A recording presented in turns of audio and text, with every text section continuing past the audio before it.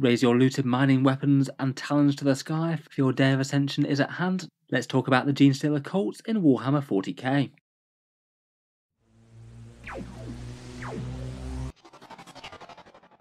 Hello and welcome back to Warspecs Tactics, where today we're talking Genestealers and an overview of the Codex in Warhammer 40k at the moment. In the video we'll talk about the Codex's current performance and the army strengths and weaknesses, talk through the fairly convoluted core rules of the army, some of the stronger options from each of the rule sections within the Codex, look through each one of their units plus Brood Brothers, and then talk about one strong army list.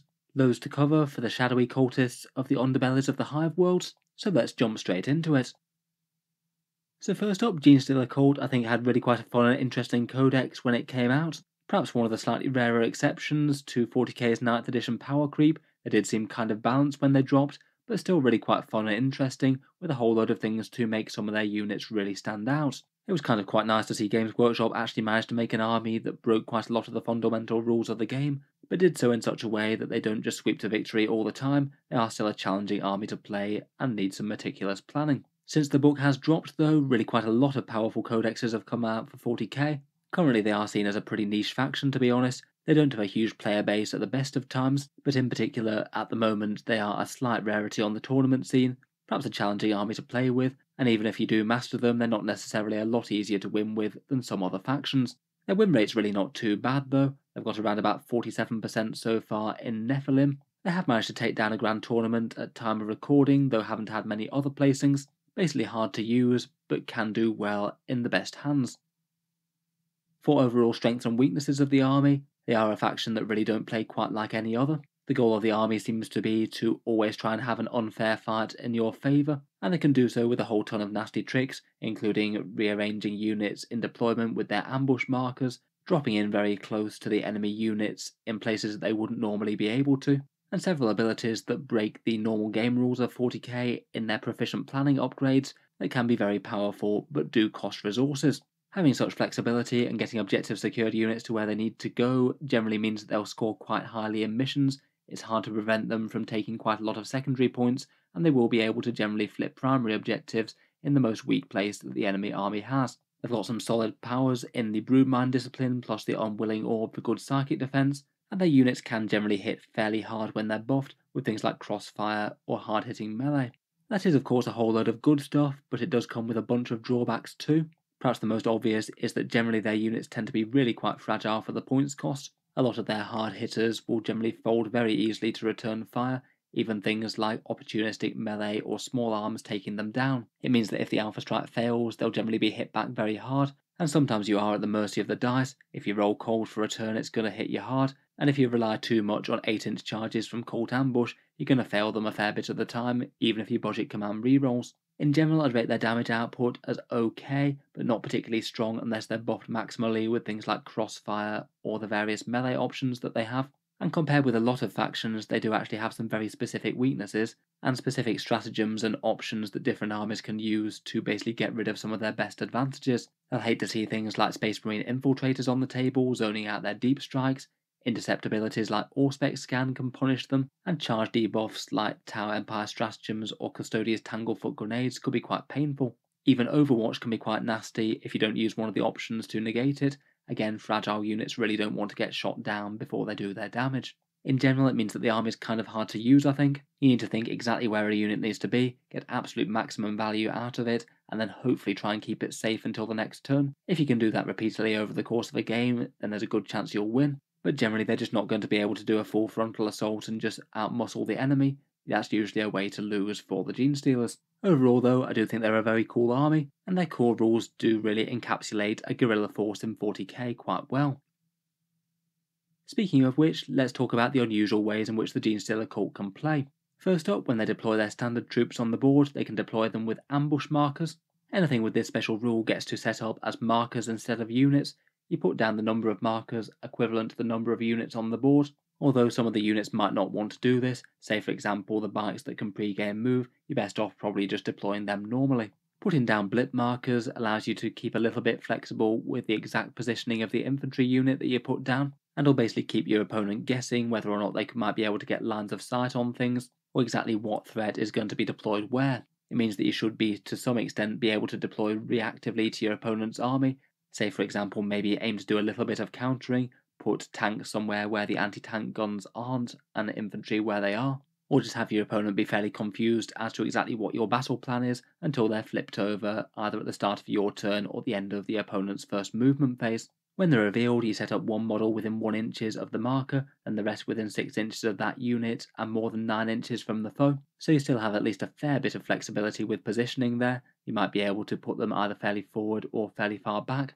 And another interesting quirk of the ambush markers is that they can block movement as well. It means that your opponent won't be able to go within 9 inches of them anywhere on first turn, making first turn charges really quite unlikely for them, and potentially even screening out extreme fast movers like flyers. They're not allowed to go within 9 inches of the blip markers at any point during their move. That's another pretty handy thing for any armies going pretty big on the Alpha Strike. On the other hand though, if you choose not to deploy the units on the board, then you can opt to set them up on the ground, and then have 2 different options for how you bring them in. Infantry and bikers can generally deploy here. They go into reserve and can turn up anywhere that's greater than 8 inches away from the enemy if you want to charge, or greater than 6 inches away from them if you just want to shoot or do actions or something. The 8-inch charge means that you're around about 2/3 likely to get into a melee with the enemy if you can budget a command point reroll. Plus it just makes your units a lot harder to screen out. The table will certainly feel a lot more claustrophobic and clustered when the Genestealer Cult are playing. The 6-inch drop one can be pretty nice for, say, jumping units into table quarters to do secondaries and things, or maybe getting key lines of sight on fragile units that the opponent might have not been quite able to screen out properly. It can certainly mess with your opponent's movement as well. Just the knowledge that you might be able to put a unit down in certain places unless they're very careful can be pretty annoying for disrupting how their units move in the first place. It's really quite a nice special rule, to be honest, and I would expect that a fair few Genestealer lists will put at least a fair few units underground, unless their opponent does have something that really hard counters them, say loads of Space Marine infiltrators or something. Another special rule that we'll get onto later are Brood Brothers. You can field 25% of the force as guard without breaking the crossfire or secondaries. Quite a handy ally option and makes them a pretty reasonable choice. It'll be interesting when the Guard Codex comes out, but we'll cover current guard options later when we talk about units. Moving on though, there's yet more core rules for them. Unquestioning Loyalty is a good character protection one.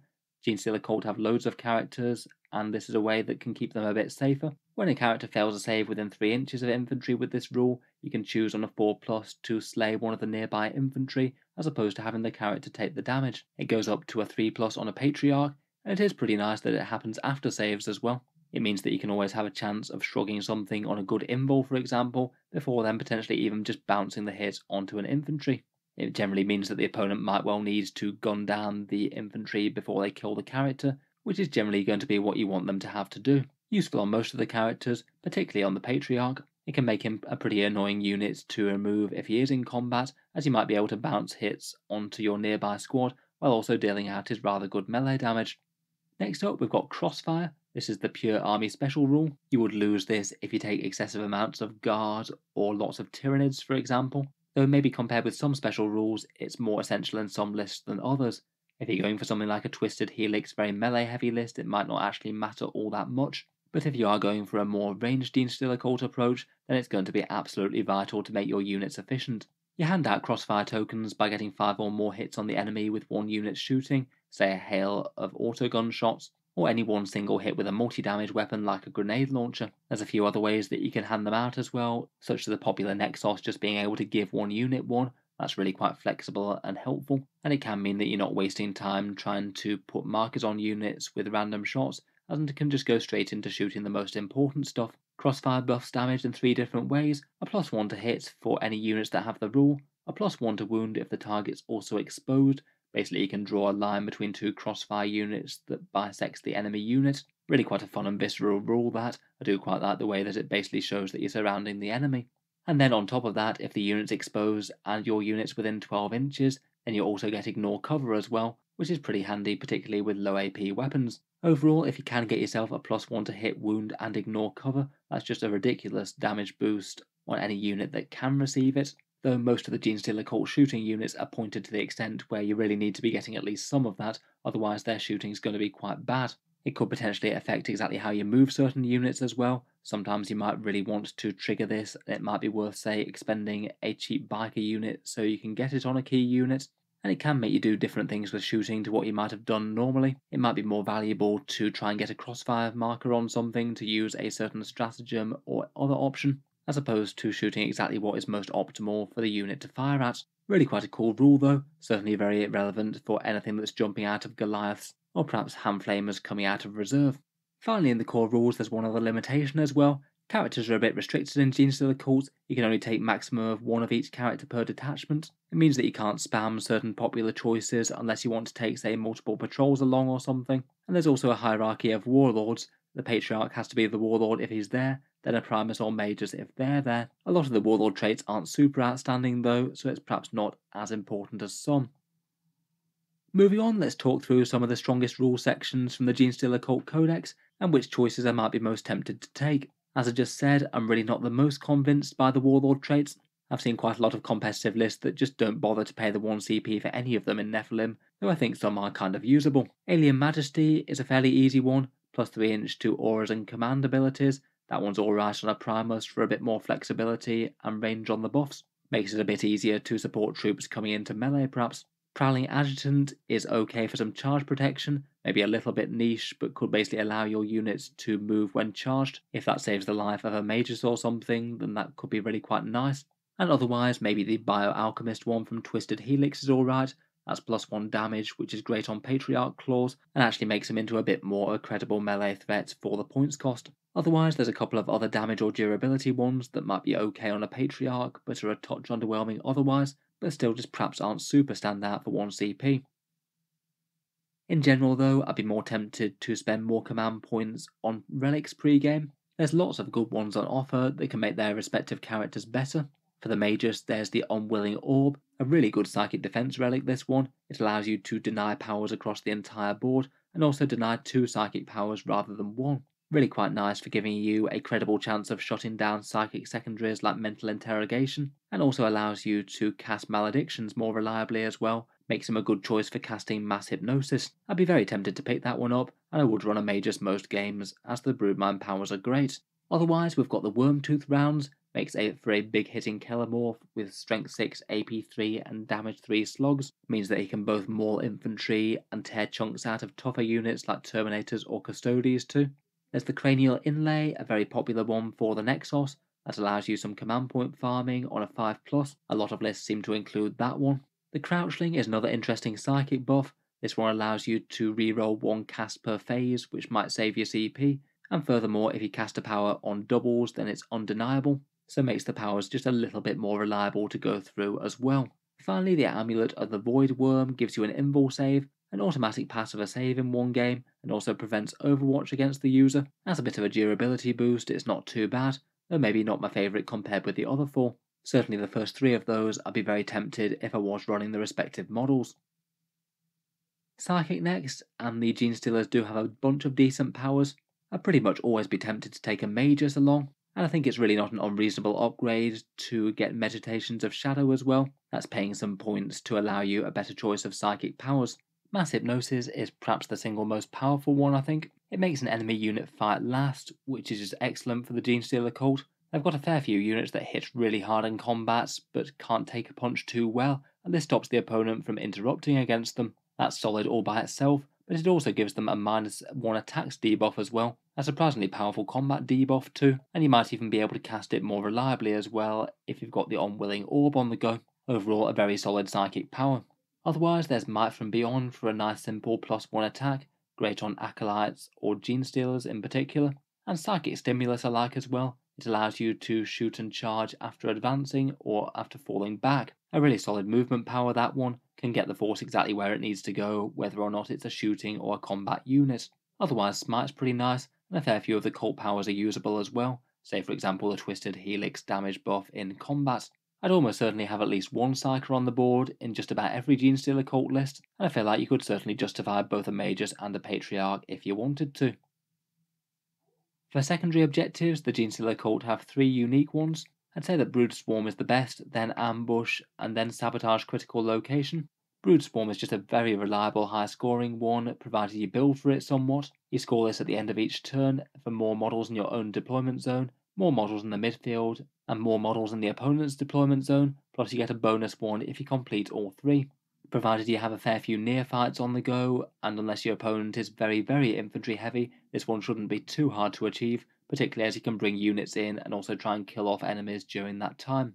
You basically get almost a guaranteed free 5 points just for holding down your deployment zone for most of the game. If you're aiming for it, I feel like most of the time you should be able to take the midfield as well, and with pop-up Genestealer Cult rules you might be able to get the full 4 points a turn a couple of times. I really wouldn't be too surprised to have this scoring around 10 or more in a lot of games. Otherwise we've got Ambush, maybe this one's okay but a bit more niche. You get 3 different victory points, either one for killing a crossfire unit, getting a kill from a unit that came from reserves or from ambush, or killing exposed units. I feel like that is going to happen over the course of a game. You're pretty much going to score this one reliably, but definitely not super high. And maybe see this one as a bit of a fallback one if you really don't have anything else good to pick. Finally, there's Sabotage Critical Location. This one's a Shadow Ops one, and to be honest, I think it's just worse than Banners or Retrieve Data, both of which Genestealer Cults can do pretty well. I think at the moment though, for Genestealer Cult lists, building for Brood Swarm is likely a good idea. Moving on, we've got Proficient Planning next. I'd say out of just about every section in the Codex, this is probably the most fun one. Basically points cost upgrades that are quite flexible and can go on a number of different units, and as mentioned, basically allow you to break the normal game rules of 40k in one way or another. And pretty much all of them are really quite good value for how much they cost. Obviously you're not getting any more bodies on the table with this, so in general they're a amplifier way of trying to make the bodies that you do have a lot more effective, but honestly these are incredibly usable. You could have army lists that use the vast majority of this table, and it not be a wrong choice in any way. In fact, the only one that I'm not a huge fan of is the Undermine one. That one just seems a little bit expensive for the cost, but even that is pretty nice to basically ruin an enemy terrain feature. Going through them quickly, they came from below for 10 points is perhaps the single best. Deploy the unit in question as an ambush marker, and then when they're revealed you either get the option of doing a move as soon as they drop, or disappearing and going back into reserve. The way people tend to use this is with a big 10 strong unit of pure strain Genestealers. If you go first, it can near guarantee you a first turn charge with their good movement, and if you go second, then it allows you to basically remove a blip marker from somewhere on the board and allow you a little bit more reactivity to the opponent. They can still come in and likely maul something out of Deep Strike anyway. For only 10 points, it's almost impossible to lose with this one. Just about every single Genestealer competitive list that I've seen tends to take a big unit with this. Otherwise, we've got a Perfect Ambush for 15 points. This one counts an enemy unit as crossfire exposed when they arrive from underground, and they're within 12 inches of the enemy. This one's fine on a few things, could be good on a big unit of neophytes, maybe with the seismic cannons, or perhaps with a Kellamorph or Handflamer Acolyte bomb. Probably the neophytes are overall best though. Next up we've got Lying in Wait for 20 points. This allows you to set up a unit somewhere that's greater than 3 inches away from enemies coming underground, and it basically makes that unit almost unscreenable unless the enemy is ridiculously bunched up. Again, really quite solid on something like a big neophyte blob. You might even be able to use this to steal objectives away from the opponent if they hadn't deployed on them centrally. It'll get you some shooting exactly where you need it, and you could even use it to deliver things like demo charges out of Deep Strike if desired, plus maybe a bunch of Handflamers.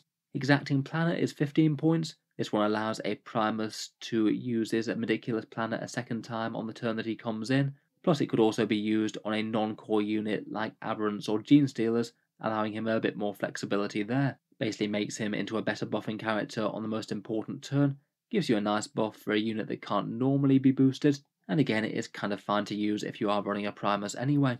A Trap Sprung is 15 points. This allows you to roll an additional d6 and drop the lowest for a charge. It's pretty decent in general, and it's perhaps one of the best ways to actually make a unit of Genestealers or Acolytes pretty reliable on the charge out of reserve. You're far more likely to get to that magic 8, particularly with a command point reroll. Definitely want to consider on something with a big unit of rock weapons or a 10 strong unit of pure strains. From Every Angle is also another very popular one, a 10-point first turn strategic reserve arrival. This can help get a unit line of sight on exactly what it needs to, can be good on neophytes, although it seems to be a particularly popular choice for Achilles Ridge runners, getting their mining lasers line of sight on exactly what they need to, and hopefully helping out with crossfire things. Basically means that they are guaranteed to get the alpha strike rather than the other way round. Meditations in Shadow gives you a 15 points to know an extra power for a Psyker. An extra bit of flexibility on the Broodmine discipline isn't bad. Some of the powers are great when the units are hitting combats, but a bit underwhelming otherwise, so being able to flex out for other options is nice. Again, very usable, whether you're taking a Patriarch or a Magus. Finally, we've got Our Time Is Nigh, 15 points for an extra attack on the first fight phase for this unit. I'd say this is best on acolytes with the rock weapons, usually only getting 2 attacks out of those. Going up to 3 attacks per rock weapon is a huge damage boost on some very scary weapons indeed. Basically, I'd say that all 8 of these are very usable for the points cost that they're charged at, and they're really quite fun rules on top of that, allowing you to do some fun cult shenanigan type things. Stratagems next, and there are a fair few that apply to one cult unit in particular, but here are a few of the more generic ones. For 1 CP you can get a 6-inch auto advance, very long charges allowed with Genestealers, but otherwise useful just for getting to objectives and things. Always a good one to bear in mind if you do need a unit to be hurtling across the battlefield very reliably. For 1 CP there's a damage buff in overloaded fuel cells, extra strength or damage on mining weapons at the cost of mortal wounds on your own unit. It's okay, but maybe a bit more niche than it really sounds, I'd say. For 1 CP, there's Coordinated Assault. This one's another way of getting fights last onto the enemy. You mark them with a crossfire unit, and then use this stratagem. If you're worried that the opponent's going to interrupt and remove your unit, then this could be a really nice one to have. For 1 CP, Covering Fire again is a crossfire one. A crossfire unit can't shoot Overwatch, really quite nice if you're about to charge something with far too many guns. For 1 CP, Tunnel Crawlers allows you to ignore Overwatch and difficult ground if you happen to be charging enemy that are entirely within a terrain feature. Not always going to be applicable depending on how those enemy units are positioned, but again potentially both parts of that could be absolutely critical, particularly if you're taking a negative 2-inch to your charges for a squad coming out of underground. Finally, for 1 CP, for the generic stratagems we have Return to the Shadows. A unit that's out of position gets to be removed from the board and can reappear next turn greater than 9 inches from enemies. Could be nice on a shooting unit that's a bit out of position, maybe get the jump on some backfield enemies later in the game, or jump in to try and do actions and things. Not always going to be the most relevant thing ever, but extra positioning later in the game could be pretty key, and it could also be helpful with one of the secondaries as an extra squad setting up on the board. Next up, and talking through the individual cults themselves, it does seem that currently the most common cults to be played competitively are the custom Myriad cults that you get, the ones where you can select a bunch of different traits on a points-based system. They're perhaps the strongest way to play more ranged-focused Genestealer cults, though I think that Twisted Helix is still pretty interesting as a pick as well if you want to go more melee-heavy. They're the other more commonly played one, though it does seem that the custom cults seem to be having a bit more success. These Myriad cults get to spend 4 different points out of a whole bunch of different traits. The upgrades cost either 1, 2 or 3 points, though they do pass up a few of the other interesting things, like no unique warlord traits, stratagems, relics or psychic powers. It really does seem that within these selections, people take some very different things. It looks like Industrial Affinity is perhaps the single most played one out of any of them. This one allows you to ignore modifiers with industrial weapons of any sort, really quite nice for neophytes with their seismic cannons, and acolytes with their heavy rock cutters. Otherwise, beyond that, there's a bunch that really just depend on what sort of list that you're running. War Convoy seems to be really quite a nice pickup if you're using bikes and vehicles. A 6+ Feel No Pain across all of those is a pretty good deal for 1 point, I think. For 1 point, there's Cold Eyed Killers. 6s to wound in melee get an extra AP -1 boost. It's a pretty small melee boost, but will add up to a little bit of damage output across the army, and again it is really quite good value for just 1 point. Accustomed Turmoil is another 1.1. This one means that wound rolls of 1 to 2 always fail against your units. It's particularly good if you're using a whole bunch of neophytes this one, as you're a bit more likely to encounter the rule when you're shot by things that are strength 6 or higher. Doesn't hurt though, say if the enemy turns heavy weapons on your acolytes or pure strains. Again, small but useful at just costing 1 point. Otherwise, for the more expensive ones, more common picks seem to be Deep Supplies. Reroll 1 wound roll each time that you attack. Again, a handy damage boost that'll stack up over the course of a game. Agile Guerrillas allows you to shoot as if stationary when you're moving or advancing. That one allows a whole load more movement across the force. You could have units zipping around an extra d6 inches each turn guilt-free. And finally we have Impassioned, a +1 to hit on the charge or heroic intervention. That one does cost a big +3, but it is actually quite a meaningful big melee boost, that one. It'll be very nice for things like acolytes hitting on 2s. As I said, provided you've got a fair amount of industrial weapons, the Industrial Affinity one seems great, but most of the others are pretty usable depending on what force you're running. Besides that though, if you did want to go for one of the main named cults, I think Twisted Helix is perhaps one of the most interesting picks. +1 strength army-wide is really nice. It gets acolytes and pure strains up to strength 5, which is a good breakpoint. You also get a +1 move, which is useful across the entire army really, and also the wound rolls of 1 to 2 always fail thing. Again, a little bit of extra durability doesn't hurt. It's kind of hard to go too far wrong with extra melee damage, extra movement, and extra toughness.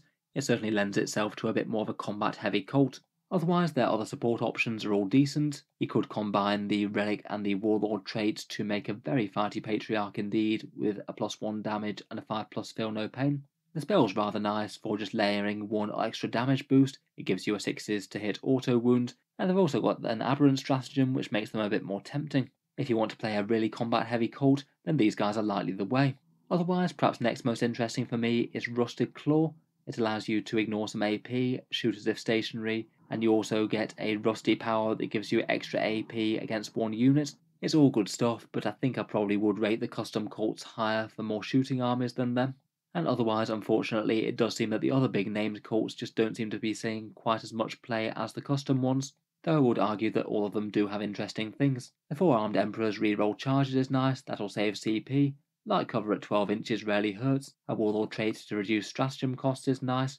A planned generations in the making can certainly mess with enemy CP, and you can also slow down enemies with a psychic power. Again, I think it's usable enough, but I think people tend to be more swayed by the raw power of the custom ones or Twisted Helix. Otherwise, Hive Cult allow you to fall back and shoot, get a boost to actions, ignore inboards with a relic, and get a handy command Warlord trait for exploding 6s. That could be quite nice on a big unit of neophyte shooting. Bladed Cog give you a 6+ invul army wide, that single wound reroll, plus 3-inch range, and a mortal wound relic. Okay for shooting, I suppose. And finally, the Pauper Princes give you the +1 to hit on the charge, and a 5+ invul save relic that can go out in an aura. That one's not too bad for nearby neophytes, I suppose. Competitively at the moment, though, it does seem that the Myriad Colts are the way to go. I do like the flexibility that they have. It maybe just feels a little bit sad that the major ones are a bit more neglected, though, at least from a lore perspective.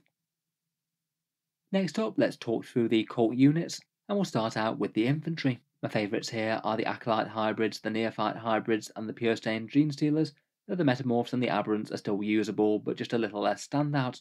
Acolytes are really nice. You can either use them as a primary damage dealer, where they get some of the most efficient melee out of the whole codex.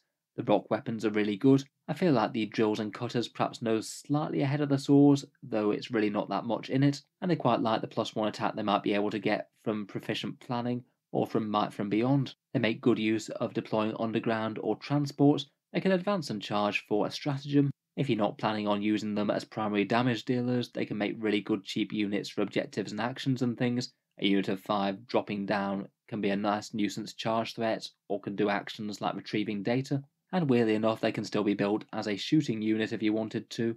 Maybe load them up with a demo charge and a bunch of hand flamers, and they'll actually pack a surprising ranged punch before they even engage in combat. Overall, very solid, and I'd expect them to appear in most lists.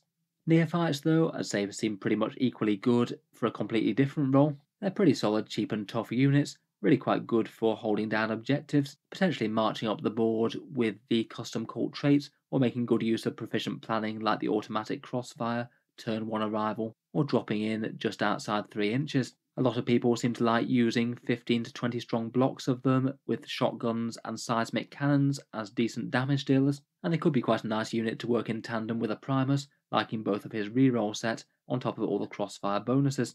The Colt Icon isn't too bad either. If you've got quite a lot of them in the unit, then it's a good chance to regenerate them. Perhaps compared with Acolytes, there may be a unit that the opponent might not have as super top priority to absolutely wipe the unit, so you might get a chance to use that Colt Icon regeneration. Again, a really solid unit. A big block or two of these is no bad thing. The Pure Strain Genestealers have very nice AP and a whole flurry of attacks. I feel like they're perhaps a little bit stronger in Twisted Helix than in the custom Colts, as they get the extra strength up to strength 5, plus the auto wound psychic power if they need it. In any case though, they're very fast with advance and charge. A 4+ invul save always gives them the chance to swing high and survive things that they really shouldn't, and I'd certainly consider a big unit of them with They Came From Below as a pretty staple choice in the army, getting a first turn charge or going back underground as required. Could be a nice one for the 3d6 drop the lowest charge from reserve as well. Otherwise, the Metamorphs and Aberrants I consider a bit more niche. The Metamorphs are slightly more expensive Acolytes. They lose Obsec but get the privilege of a bit more AP and a fights and death rule. I'm not 100% convinced it's really worth the extra 3 points that they pay, but if you run out of troop slots, then they could be another option to get more Acolyte style bodies on the board. Aberrants I'd say are usable but a bit on the pricey side. They have the big hammers that can do some decent anti-armor work, and ideally I'd want to get them +1 attack from some source, maybe might from beyond. I do feel that maybe they're just a little bit on the overcosted side though, an extra point or two off I think would have them competing with the other units a lot better. Still though, solid infantry choices, I'd expect most lists to build pretty heavily around these. For bikes and vehicles, Atalan Jackals following a small points drop are very efficient. I think most lists would usually want to use them in small units for 48 points, maybe shelling out for a demo charge, and that gives you a nice pre-game move unit for board control, and maybe even bullying some light infantry on objectives.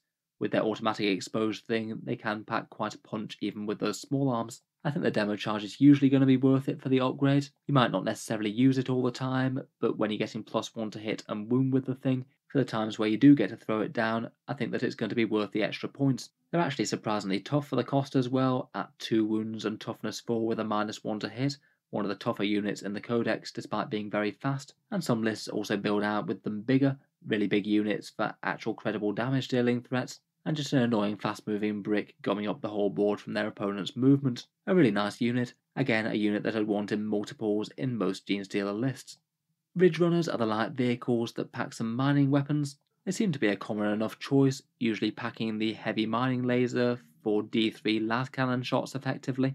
The flare launcher is quite a nice durability upgrade for the 6+ invul, plus trying to turn away enemy charges, and perhaps one of the most common ways to field them is generally in a squad of 3 with the proficient planning for the first turn arrival from strategic reserve, allowing them to get line of sight on the tank that they most want to shoot dead. I wouldn't be too tempted to spam them beyond that though. Goliath trucks are usable enough transports, reasonably durable with the -1 damage that they get, and put out a little bit of autocannon fire, perhaps most relevant if you want to transport a squad that's over 6 models in size, perhaps alright for big units of acolytes and things, and then they can be an expendable thing to throw onto an objective, but they're not really all that efficient in terms of damage in their own right. In general, if you wanted multiple transports, I'd maybe be a bit more tempted by the rock grinders. Load them up with perhaps small 5-man units of acolytes, pack a far more dangerous mining weapon on them, either the mining laser or perhaps the seismic cannon, and then you get a whole bunch of anti-elite melee hits with that drill dozer blade if they do make a charge. Could be fun with the demo charges as well for embarked units, plus the option to auto-explode in death. Out of these, I'd rate all the bikes and vehicles as usable, perhaps the Atalan Jackal's my single favourite, great screening and really quite tough.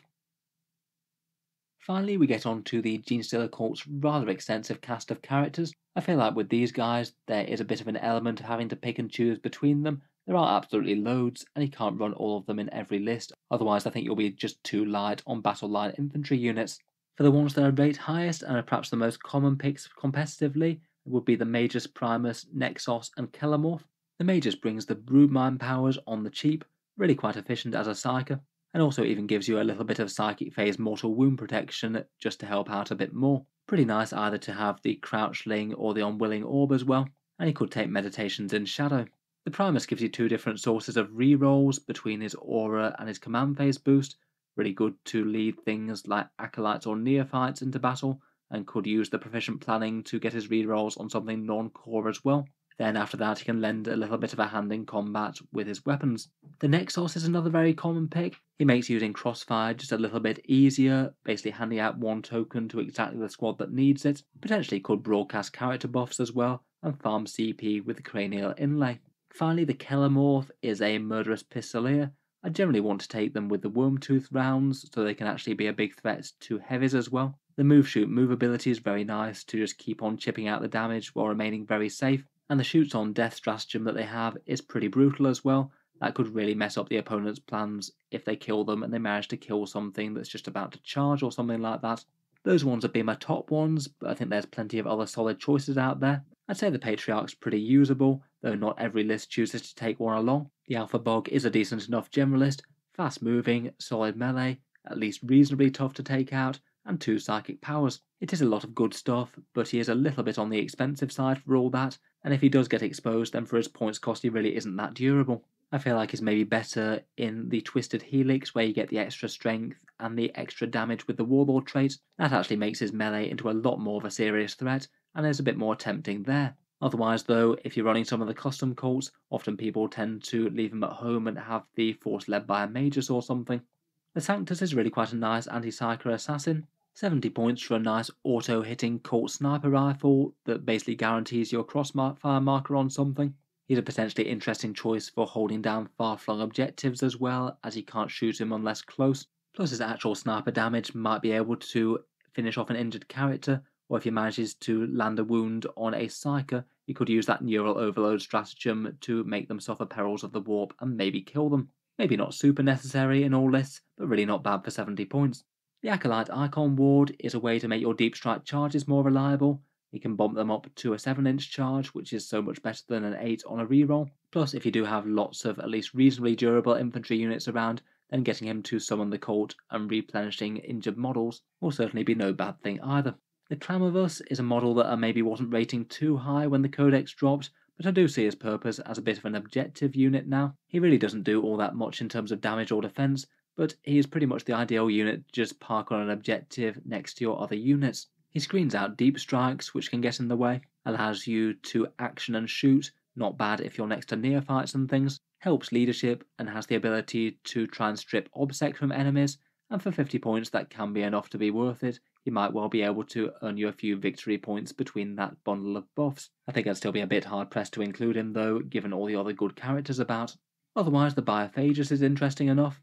Again, a unit that's more useful in Twisted Helix, or if you're fielding Aberrants. The good one is perhaps getting the 5+ Feel No Pain on the unit, and you can guarantee that, in some form at least, if you're running either of those options. Otherwise, as a buff character, he's really quite cheap at 40 points, or 50 if you're giving his little familiar for long-range buffs in-game. Even throwing a random boost isn't terrible though, if you target something like a unit of Acolytes.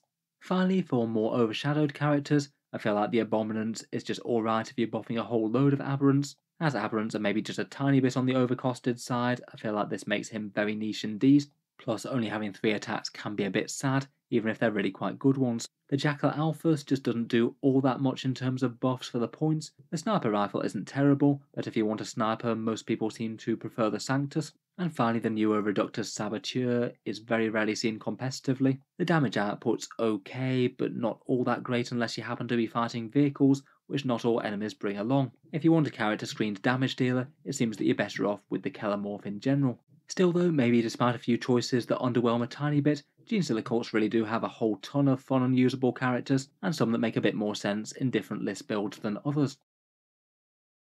Next up, we come to the Corrupted Imperial Guard allies that are the Brood Brothers, the only allies that you can field if you don't want to take the hit of losing your faction unique secondaries and crossfire, and you can take up to 25% of your points as Guard. Of course, with a new Guard Codex on the way, this is all going to change fairly shortly, and I certainly feel that there'll be a fair few Genestealer Cult players eyeing up the Guard Codex for what goodies they might be able to field with it. The way that you'd run these would be in a single allied Astra Militarum detachment, likely a patrol for 2 CP, and you can take any regiment keyword units. Currently that means no Auxilia, Scions or Psykers in the current book. You can't take tank cases or named characters either, and the regiment units basically get the Brood Brothers tag, giving you unquestioning loyalty and +2 to their leadership, so they don't run away very much. Weirdly enough, under the current rules, they do actually gain the Hammer of the Emperor rule. We'll have to wait and see whether or not that remains to be the case in the new book. And while they don't have crossfire or cult ambush or anything themselves, they don't prevent your units from getting crossfire if you take 25% or less points for them. Currently, I would say that Brood Brothers are usable for Genestealer Cult lists, though in general most top lists tend not to take them. The 2 CP cost is just a little bit painful in Nephilim, particularly with lots of good stratagems on offer, and perhaps currently at the moment Guard just aren't seen as a massively desirable ally. They are one of the armies that's struggling a bit more than most in the game in general. Still though, if you were to ally them at the moment, perhaps some of the most interesting units are things like Demolisher Tank Commanders. These just generally are all round strong, a 2+ save with Armour of Contempt, and a whole bucket load of anti-tank shots, plus the option for Hail of Fire if you do want to absolutely flatten the vehicle. I feel like they're a pretty interesting choice to add a bit of a reliable anchor and some raw shooting mites to a Genestealer Cult list. This is a unit that the opponent can't really afford to ignore for most of their army, and it means that they might have to make some hard choices whether or not they push forward and risk a brutal counter-assault by the cult units, or just suffer a lot of shooting damage all game long. Otherwise, artillery could be kind of interesting, particularly with coordinating the cult's assault. Basilisks and Manticores are pretty nice, though it is a bit depressing that they can't get the tank ace traits like full payload. To fill troop slots, maybe something like a cheap infantry squad could be interesting enough to hold down objectives. In general, that's not something that Genestealer cults lack at all, but I guess in theory Guard could use move to get them about the board very quickly, and provide yet another annoying OBSEC infantry unit. I'd say besides those though, I think that most other roles are generally probably better done by cult units with their own synergies. I feel like maybe something like a detachment with a couple of tank commanders plus an infantry squad could be a pretty reasonable little ally, while not detracting too much from the cult list overall. As I mentioned, maybe most competitive lists don't seem to bother with them, but I still feel that they're usable enough. I'd certainly watch this space for the next Guard Codex. There's plenty of good stuff that might be able to be pinched.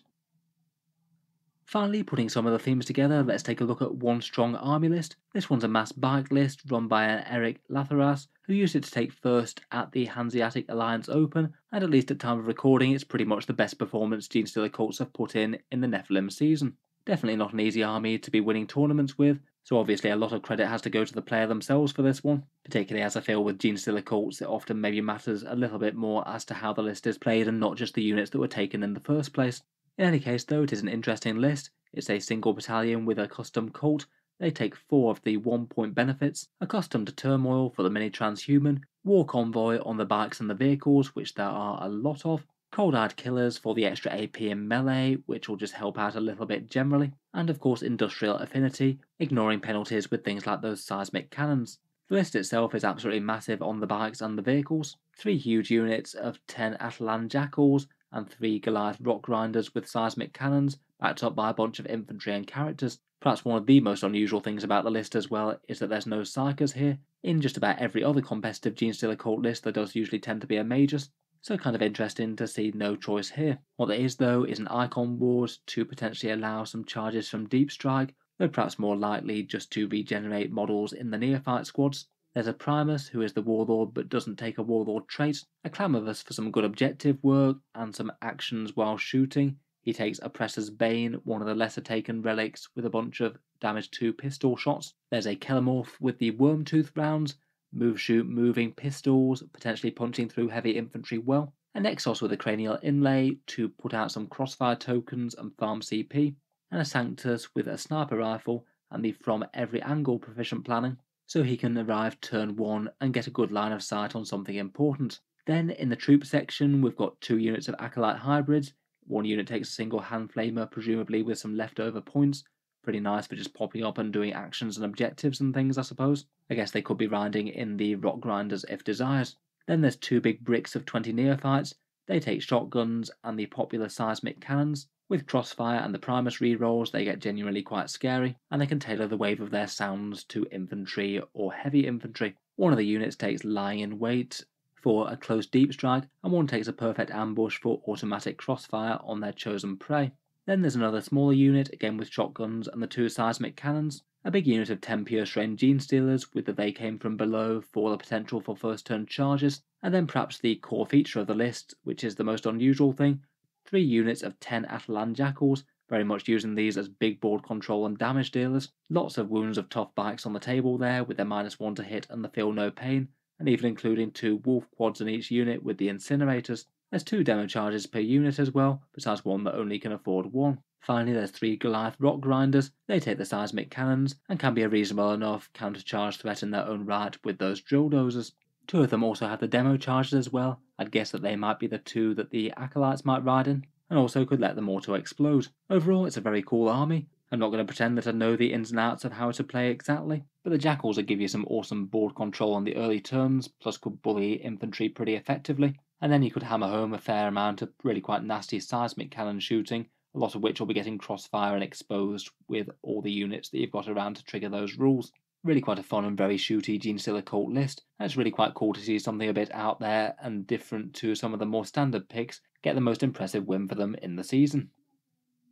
So anyway, hope you've enjoyed a bit of a rundown as to how Genestealer cults function in 9th edition at the moment.